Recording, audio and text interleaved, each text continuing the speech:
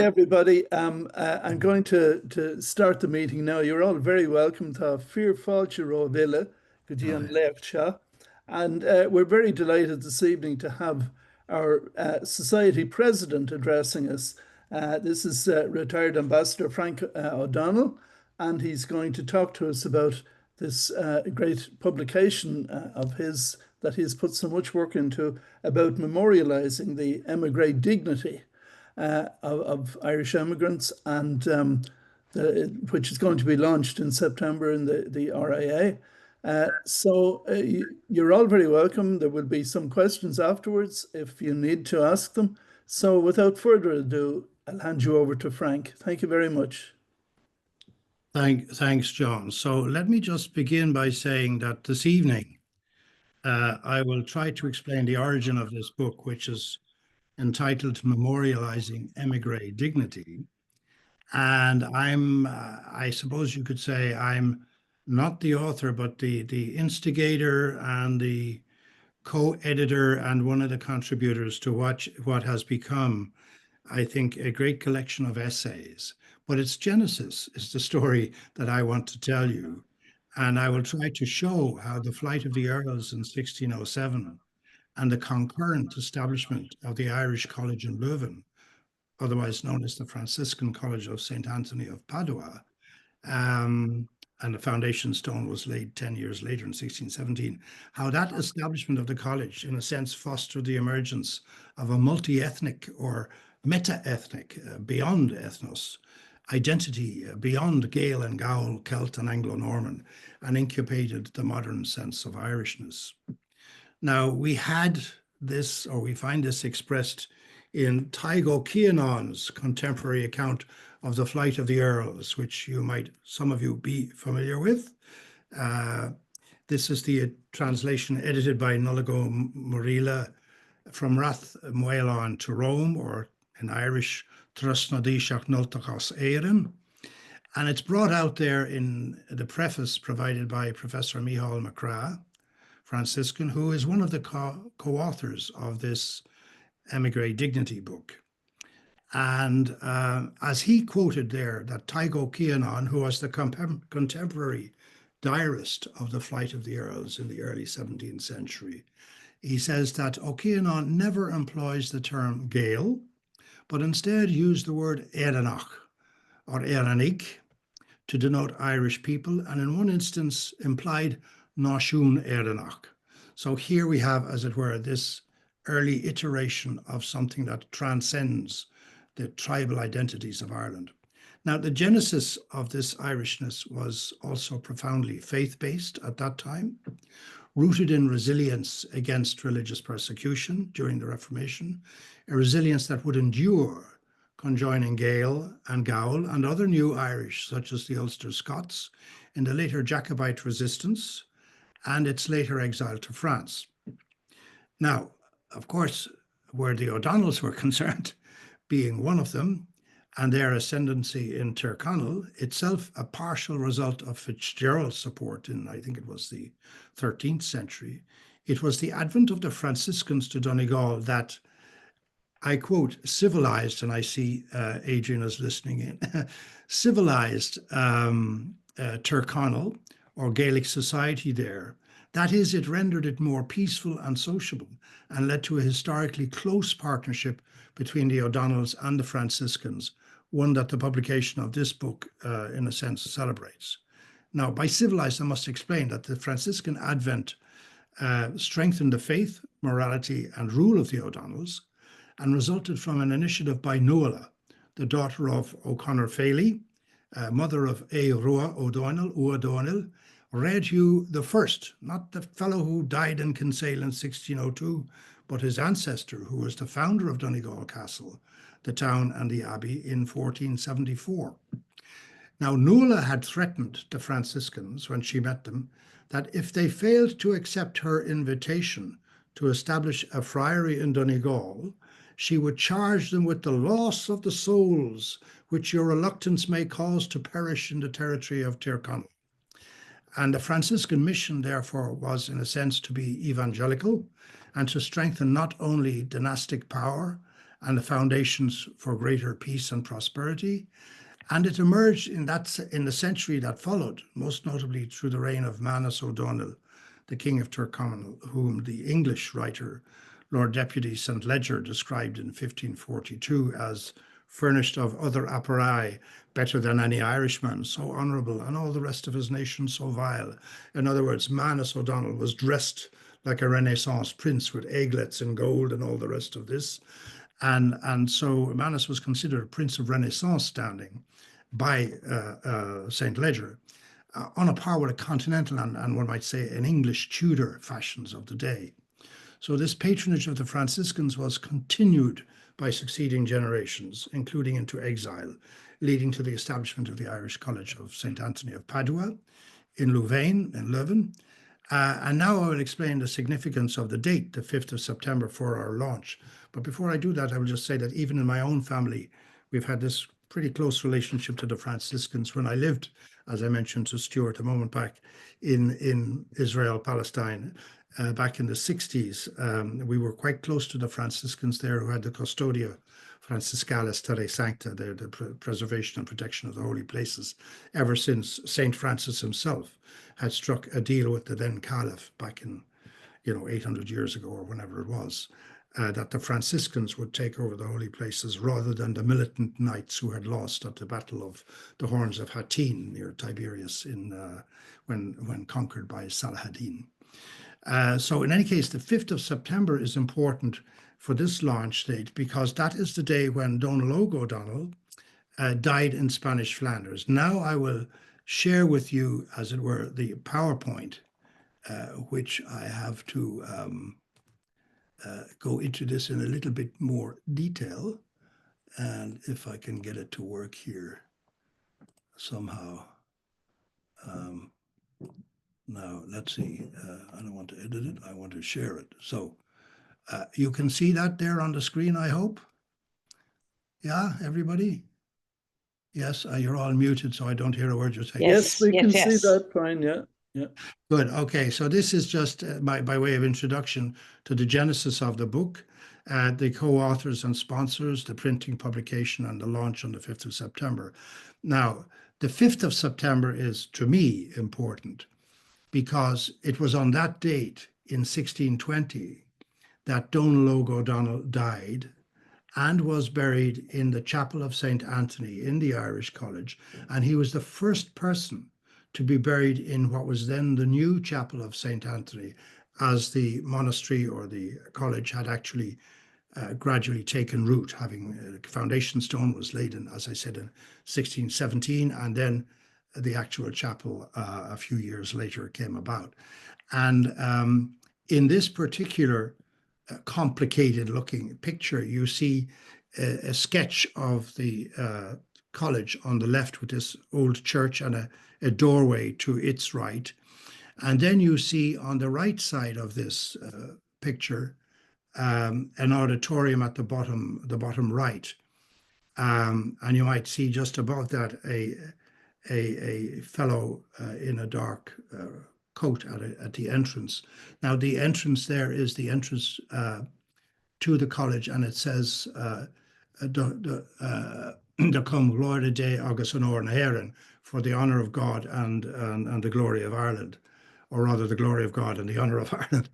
And the auditorium is what was the Chapel of St. Anthony. Now, the auditorium seating rises up at the back, and at the back of this space is where the original altar of the church was. Later on, they turned it around to the other side, which is where the stage is today. But it's behind and below that auditorium seating that Donald is buried, along with many others who were buried subsequently. And we had wanted to commemorate the 400th anniversary of this in 2020, but the pandemic got in the way. And instead, we ended up with the first webinar. Now, here I am showing you, just so that you can see, these were the two families of Sir Hugh Dove O'Donnell, the 23rd O'Donnell, ruling King and Lord of Tyrconnell.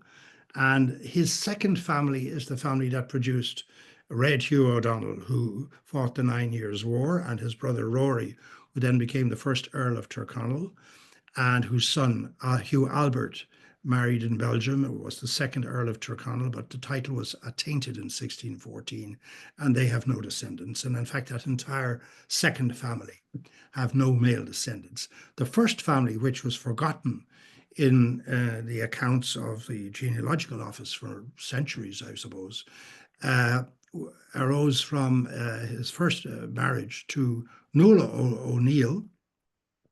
And Donal Óg is the son of Donal, the Sheriff of Donegal, who was killed in, I think it was 1590, at the Battle of Derrylahan by his foster mother, Mary, also known as Fionnuala, or Inian Dove O'Donnell. And so Donal, the sheriff's son, is the Donal Óg who died in Flanders. And there is a line of descent all the way down since then. Now, in 1601, as we know, Red Hugh II gathered up his forces at the Finn Valley, Donegal, and went down to Ballymote and all the way down to the south to Holy Cross Abbey in Tipperary, where he and O'Neill worshipped a relic of the True Cross and took with them a relic of the True Cross on their subsequent flight in 1607.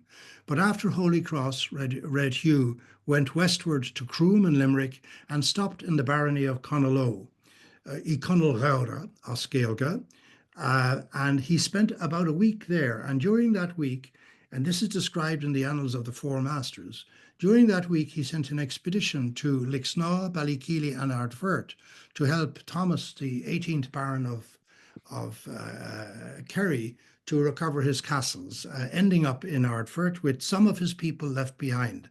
And I often wondered who they were, and I discovered one of them apparently was this Donal Óg O'Donnell.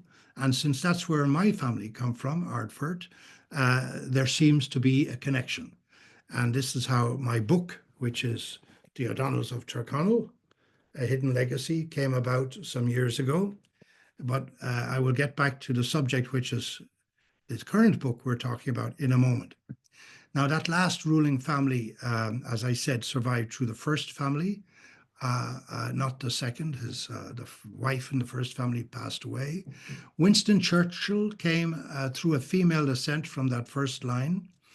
And a line of O'Donnell counts in France, formerly unknown for centuries, were recognized as chef du nom et d'armes, chief of the name and of the arms, in France, and they went extinct in 1879, and it would seem that my family are their closest survivors.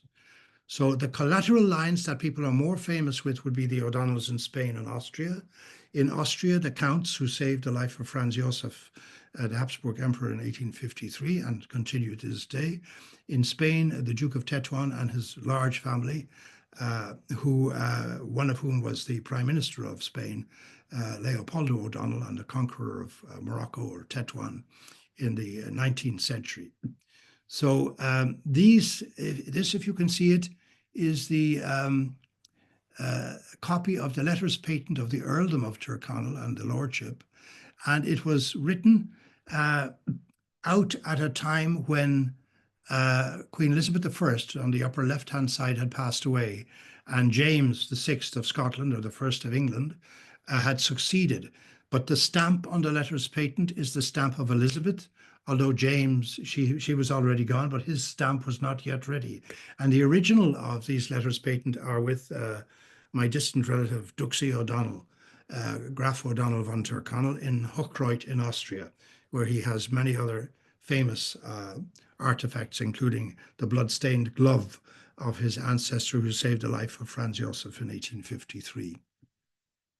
Now, in those letters patent, the remainder to the title, the ultimate beneficiary and remainder, is Donal Óg O'Donnell, et heredibus suis, and his heirs, identified in those letters patent. But as I said, all of this is moot, because in 1614 the title was attainted, and they were in exile. Now, back then in the 15th and 16th centuries, the O'Donnells and their kingdom traded widely with the west of Europe. And the funny thing about this is that those trade routes from Ireland directly to the continent are not going through what we call the land bridge of Great Britain. That was the pattern of trade that existed until the final conquest of Ireland in the 17th century after the failure in the Battle of Kinsale. But curiously enough, our trading pattern has resumed somewhat those directions thanks to Brexit and the costs involved in transporting through Great Britain, which is no longer in the European Union. So the flight of the Earls brought them to that central place, Flanders, in 1607. And here we have Rory O'Donnell on the upper left. He's the second person from the upper left. And beside him is Hugh O'Neill, second Earl of Tyrone. And this is in a fresco in the Vatican. In 1608, they were at the canonization of Santa Francesca Romana, and it's in a gallery in the Vatican. And of course, that year, he passed away and is buried in the church of San Montorio. That's to say, Rory, the first Earl of Tyrconnell, he's buried there, and the dedication to him is given on the tombstone itself, which is underneath a carpet before the high altar, which is the same place where other O'Donnells were buried, the same, I would say, situation when they were buried in exile. Red Hugh allegedly in Valladolid, and others in Louvain. So we will just move on from there. And this is the dedication of that tombstone, which recounts how he was devout in his faith, famous in his origins. His brother had predeceased him in Spain and was given a great funeral by King Philip III, King of the Spanish, etc. And he was buried, of course, in Valladolid, and so on and so forth. So it's sort of recounting again the dynastic tradition and how they were the last of their ruling family, basically, to survive. Now, I first went to Louvain in 2007, and I was brought there by a very good old friend of mine, whom I first met during my Ukraine days, and she is Elizabeth Drudzka-Lubiecka de Séjourné. She was a Polish princess who married a Belgian aristocrat. And she and another friend, Jolanta Michalska, a countess, were actually dancing partners of the late Karol Wojtyla, who later became known as Pope John Paul II, or now Saint John Paul II. They danced with him when he was a student in Krakow, and they remained very earnest in their faith, organizing a conference on the family in Ukraine when I was stationed there with the United Nations. So Elzbieta, or Elizabeth, introduced me to Father John Keeley in the parish of Crineham on the outskirts of Brussels in 2007. And he was the last Franciscan priest to serve in the Irish College before it was handed over to be secularized as the modern secular institution of the Irish College in Leuven, serving our diplomacy and our outreach to the continent, and on behalf of all of Ireland, North and South. So it is both Belfast and Dublin, which is part of this exercise. Now, Father Keeley eventually retired to Multifarnham, and that's where I believe he still is. My second visit was 10 years later with Baron Bernard Snoy d'Aupers.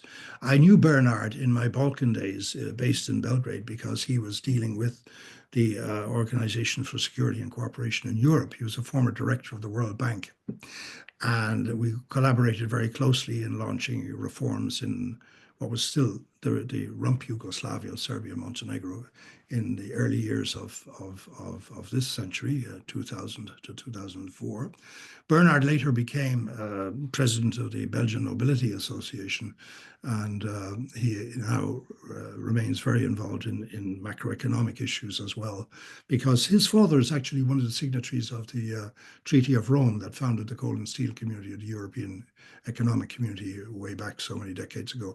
But Bernard and myself visited the Irish College 90 years after 1927, when our respective ancestors, his great-grandfather, I think it was, participated in the reopening of that college with Cardinal Patrick O'Donnell, who would have been my second cousin, 3 generations removed, but on my mother's side rather than my father's side.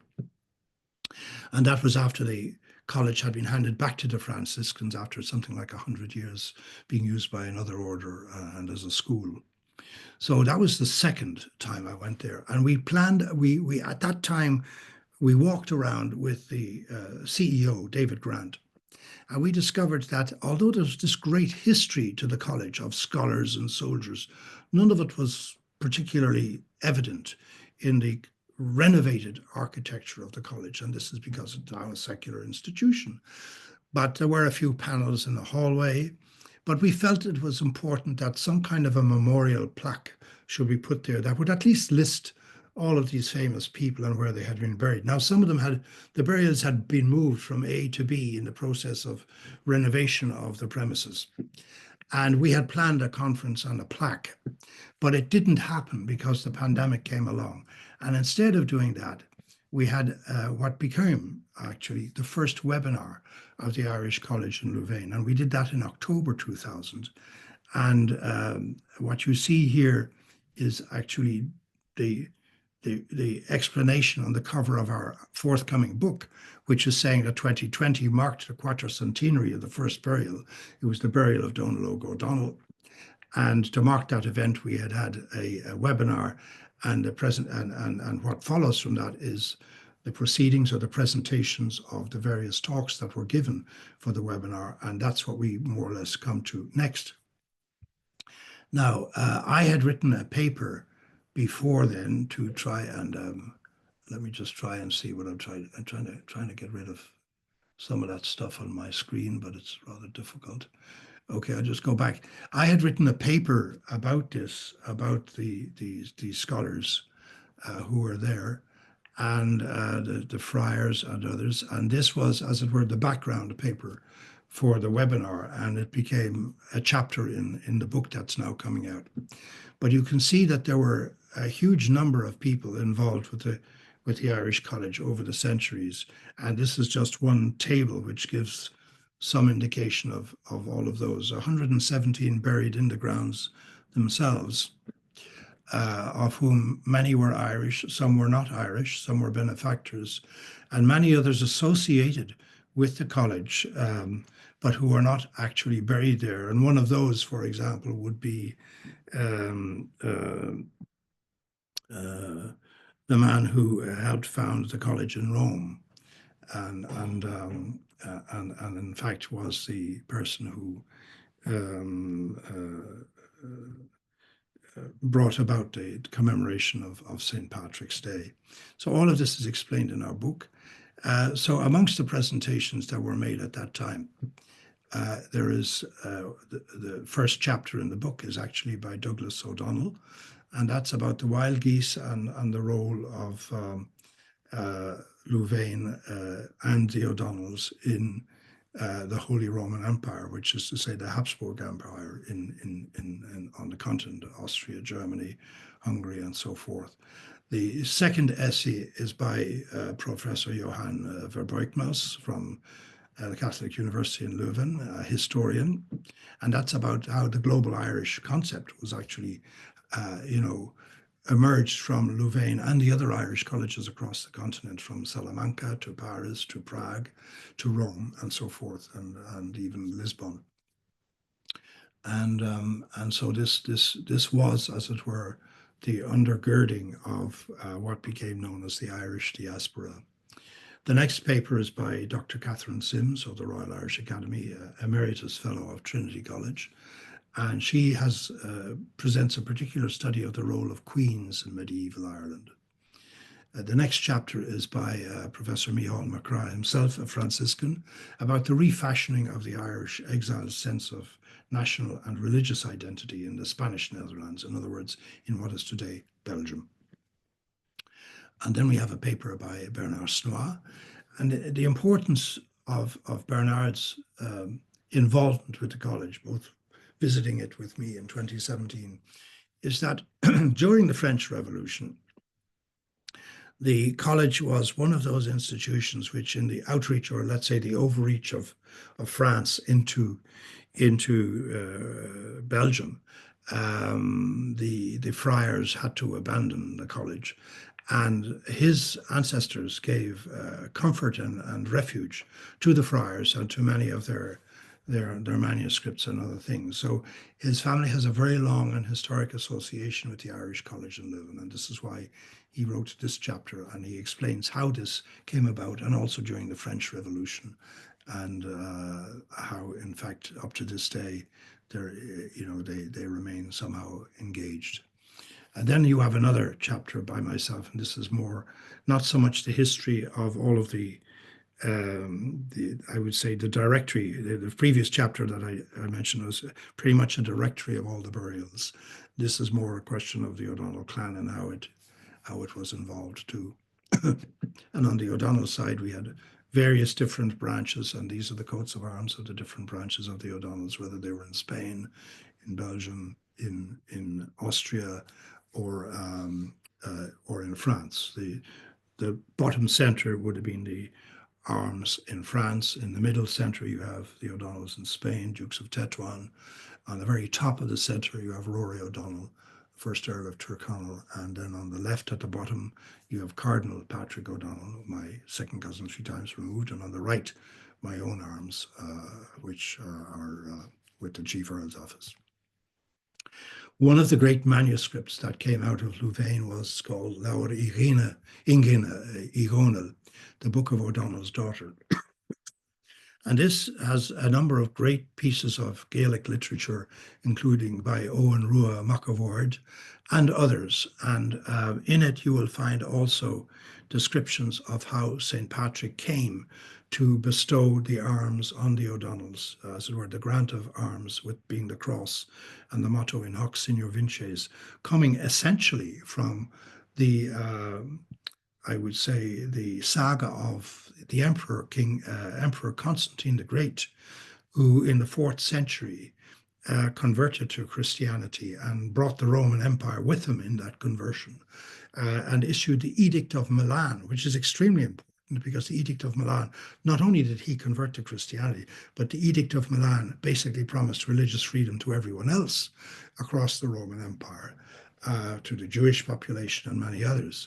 And so this famous Edict of Milan was commemorated, very recently. I think it was the 1700th anniversary or something. But that grant of the arms of the cross to the son of the High King of Ireland, to Conall, from whence Tyrconnell and the O'Donnells, is given in Laur Ingine Igonel. And I mentioned the O'Donnells in France. This is just a rough sketch of their historic genealogy.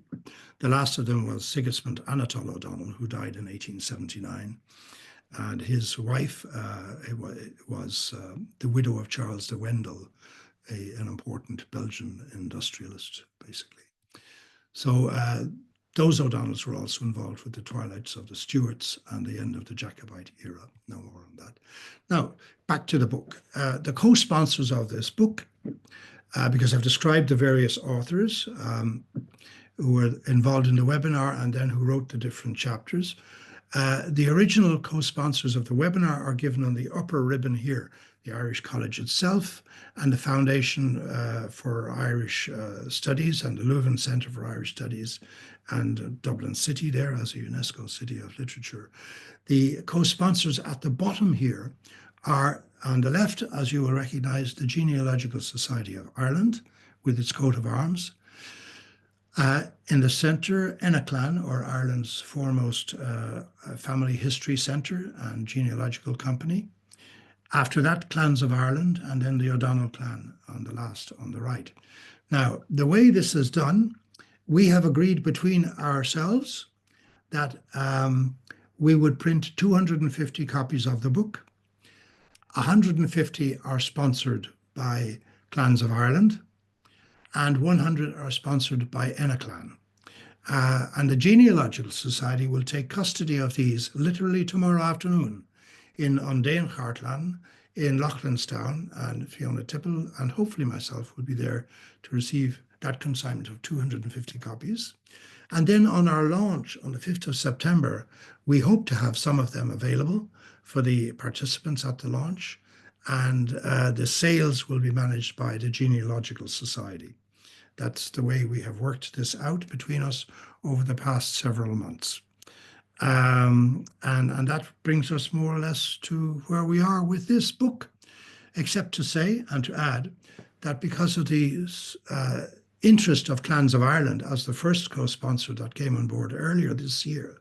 Now, these co-sponsors, I have to say, are late in the process of the development of this book. They are the people who are the organizations that have become interested in it after we went over 5 years trying to pull the pieces together with many delays because of the impact of the pandemic. So Clans of Ireland were the first to come on board. And so the foreword has been penned by Luke McInerney, who is the Leas Cathaoirleach, or vice chair of Clans of Ireland, and the former chair, Cathaoirleach Gearóid Ó Ceallaigh, who stood down earlier this year and passed the mantle of the chair to Micheál O'Crowley, or Michael Crowley, who is now the Cathaoirleach of Clans of Ireland.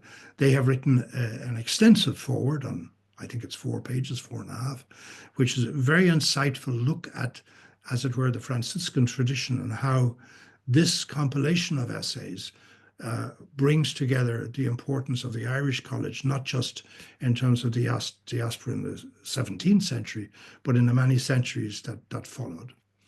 So this gets me to just say that all of this is an excellent example of ICH, as we call it, or intangible cultural heritage, which is not, as it were, just a cultural manifestation, but in a sense helps us to transmit from one generation to the next these elements of heritage. And this is very relevant, this concept of intangible cultural heritage, intangible, to contrast it to rocks and monuments and castles. We're talking about folklore, histories, oral histories, dance, music, and all of that. And all of this is preserved internationally now by the UNESCO Convention of 2003, for which we have 181 countries who have signed on to it. So ICH, in a sense, we can say that the preservation of this heritage is something that the Irish colleges abroad over the centuries have contributed to. And in the Louvain context, the families of Spoilberg de Louvain-Joul, who were the first people to provide the asset base for the establishment, the land and the financing for the establishment of the Irish College, and later on the Barons Snoy de Perse and the dynastic patronage of the Bourbons and the Habsburgs. So this is an important thing, and as I said, 180 states have ratified UNESCO's convention. I lobbied the government a lot years ago, and finally Ireland ratified it and accepted to register 3 Irish practices of intangible cultural heritage: hurling, the Uilleann pipes, and Irish harping. And on our launch on the 5th of September, we will have an Irish harpist, Dr. Mary Louise O'Donnell, who will perform 17th century pieces. She's an internationally renowned harpist, has written a lot about the history of the Irish harp, and she will play a number of pieces, and I believe probably Caroline, the concerto of Turlough O'Carolan, who is really Ireland's probably premier Baroque composer, a blind harper who is very much part of our tradition today. So, so what else can we say about this? Well, I would put it out there that the Irish College was at the forefront of what is today intangible cultural heritage, and the formation of our Irish identity. But this also contributed to the Europeanization of that identity by overcoming our ethnic or tribal identities that we had in the past. And we managed to move on beyond, as it were, just the Anglicization and all of the other tragedies of our history. There's an important point that has to be made here, because a lot of what is celebrated in this book is about the preeminent clergy and soldiers and aristocracy, O'Donnells and O'Neills and O'Dohertys and many others. But as I found going through my own research, while our exiled Gaelic aristocracy were held in high regard when they went on the continent, they were also extremely poor. And when they were received by popes or Habsburgs, wherever they went, when they were received by the Pope in Rome, they had basically hardly a stick of furniture in the palaces that they were provided. And this is described in the contemporary account by Tycho Cianon. But worse than that, they were the elite. They were the creme de la creme. But tens of thousands of other Irish people went into exile in those days. And whereas we like to think that the Irish were held in high regard because many of them joined continental armies and rose up the ranks to be distinguished soldiers or marshals or even prime ministers or leaders of later republics on the continent, the vast majority of the Irish who went into exile lived in abject poverty. So bad was it that they were shunned by the communities that hosted them. In fact, this exile and this ostracization led them to be described in Spain as similar to the gypsies. They were on par with the Roma or the gypsies. They were the underclass for a long time.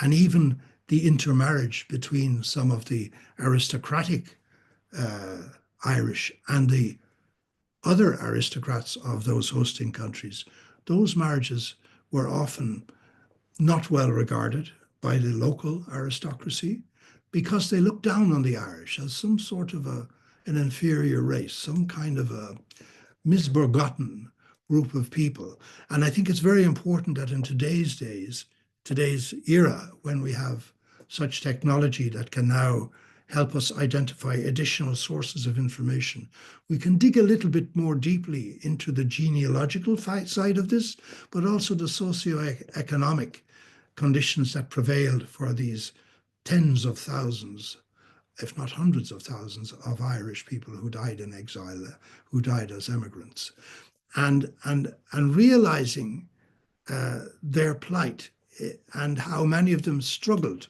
over many generations to overcome that plight and succeed in various different ways, whether at the family level or a community level or national level.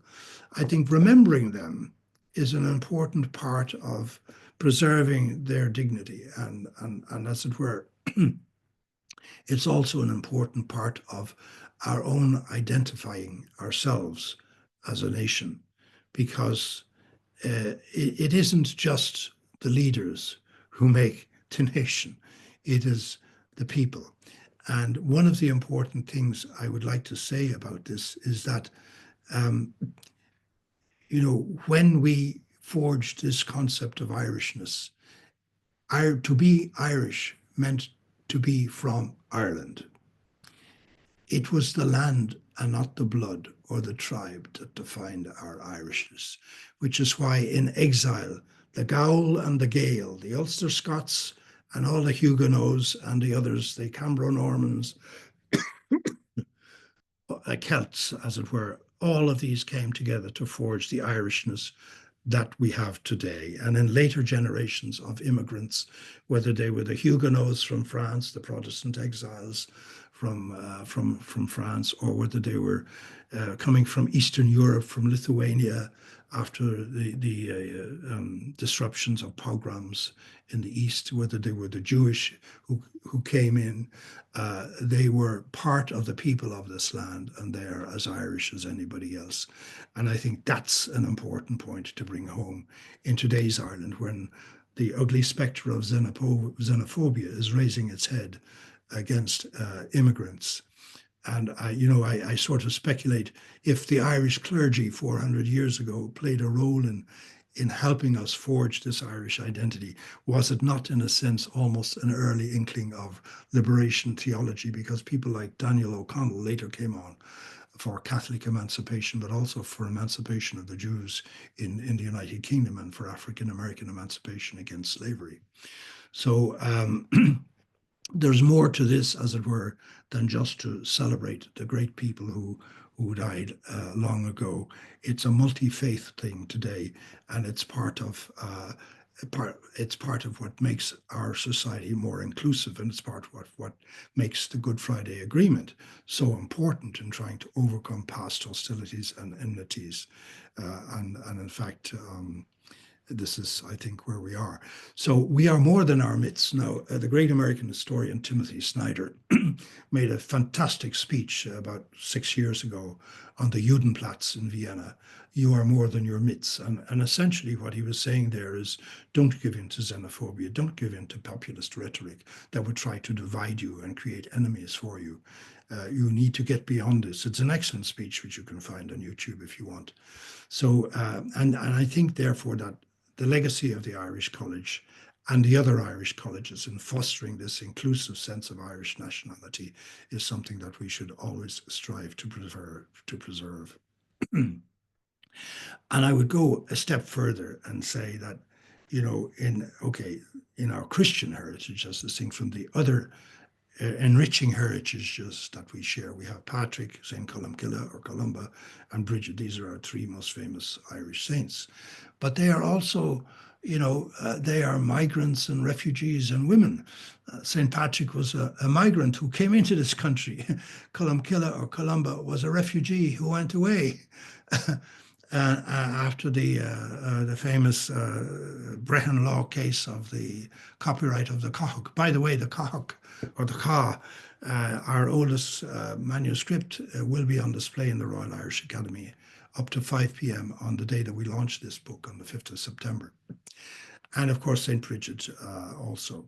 So maybe this is something that we should be preserving. Maybe our leadership today internationally in human rights, humanitarian outreach, and prosperity and development, sustainable development, is something that owes a lot to, as it were, the ethical primacy with which we engage in our international relations as a state, as a nation, and so forth. But I think the heritage deserves preservation in education and in awareness building across our society. And on that note, I think I will conclude this presentation. Thank you all very much.